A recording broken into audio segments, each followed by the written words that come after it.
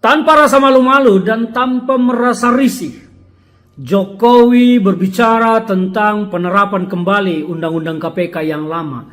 Jokowi menyatakan, ya KPK silakan, lebih baik menggunakan Undang-Undang KPK yang lama atau kembali ke Undang-Undang KPK yang lama. Padahal Undang-Undang KPK yang lama di zaman Jokowi lah dirusak, diganggu. Jokowi lah yang mengajukan revisi Undang-Undang KPK dan melemahkan KPK pada masa pemerintahannya. Lantas mengapa sekarang Jokowi mendadak bicara agar KPK kembali ke Undang-Undang KPK yang lama? Selain Jokowi bicara tentang kembali ke Undang-Undang KPK yang lama, Gibran Rakabuming Raka, juga wakil presiden kita yang juga adalah putra dari Jokowi, berbicara tentang Undang-Undang Perampasan Aset yang menurut Gibran ini sudah menjadi sangat mendesak dan sangat perlu. Saya bertanya-tanya, mengapa tiba-tiba dua orang ini, Gibran dan Jokowi, bicara tentang isu korupsi?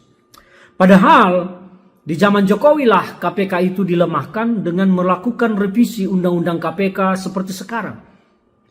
Mungkinkah dulu Jokowi melemahkan KPK di pemerintahannya agar mereka bisa leluasa dan bebas melakukan tindak pidana korupsi? Mungkinkah Jokowi melemahkan KPK dulu agar pemerintahannya tidak terganggu oleh KPK? Dan sekarang, setelah tidak memerintah lagi, Jokowi ingin kembali KPK kuat. Apa motif dibalik ini semua? Saya melihat bahwa ini tidak lepas dari kepentingan rancangan politik dari PSI. PSI ingin masuk pada isu yang memang disukai oleh rakyat.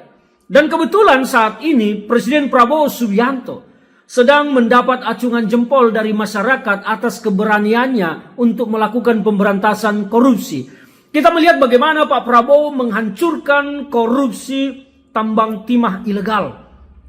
Kita juga melihat bagaimana Presiden Prabowo menyikat tambang-tambang ilegal meskipun sampai sekarang belum terlihat hasil dari gebrakan tambang-tambang ilegal yang terjadi di kawasan timur Indonesia. Tetapi Prabowo berani melakukan itu. Presiden Prabowo juga mendapat acungan jempol atas kinerja Jaksa Agung belakangan ini. Dan ini mungkin membuat PSI khawatir, Jokowi khawatir bahwa Gibran dan PSI akan tenggelam di 2029 di bawah dominasi dan hegemoni Prabowo Subianto bersama Partai Gerindra dan partai koalisinya.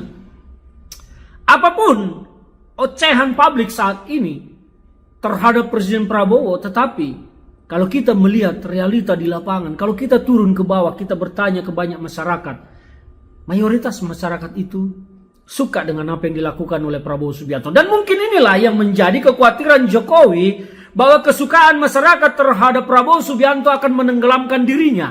Maka dirinya pun harus bicara dengan isu-isu yang sedang disukai oleh masyarakat. Atau setidaknya Jokowi ingin bermain isu yang sama dengan Prabowo Subianto. Berebut isu. Siapa yang paling terdepan di sini akan dilihat oleh masyarakat. Inilah kelicikan dari Jokowi menurut saya. Karena Pak Prabowo sedang diacungi jempol atas pemberantasan tindak pidana korupsi. Dan Jokowi ingin menumpangi di situ. Setidaknya ingin mengambil momentum ini juga mendapat elektoral untuk PSI dan dirinya. Nah, bagaimana pendapat kita semua terkait ini? Bagaimana pendapat kawan-kawan terkait ini? Saya melihat apa yang ada di balik ini semua. Ini adalah percaturan politik yang akan menuju kepada peperangan politik. Jokowi sudah mengendus bagaimana 2029 bahwa Gibran tidak lagi akan menjadi wakil Prabowo.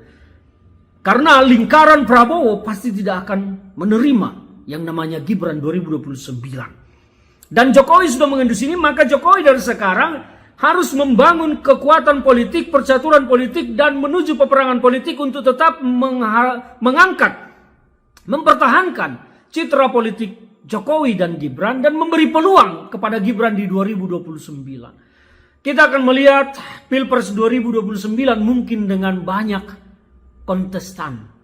Kontestan yang ingin menjaga eksistensi politiknya, bukan ingin menang. Karena 2029 kalau tidak terjadi sesuatu, Prabowo itu hampir dipastikan akan terpilih kembali. Dan dengan demikian akan banyak yang maju sebagai kontestan penantang Prabowo, tidak berharap untuk menang, tetapi berharap menjaga eksistensi politiknya menuju 2034. Maka ini akan kita lihat keseruan politik ini. Dan kita akan melihat bagaimana para elit-elit politik kita bertarung di 2029. Ini akan seru. Ini akan seru. Tetapi bagaimana dengan Jokowi yang mendadak bicara dengan undang-undang KPK? Saya menyarankan kepada Jokowi sebaiknya tidak usah cari muka secara politik saat ini di hadapan masyarakat. Karena kerusakan KPK itu adalah ulahmu sendiri. Download Tribun X sekarang. Menghadirkan lokal menjadi Indonesia.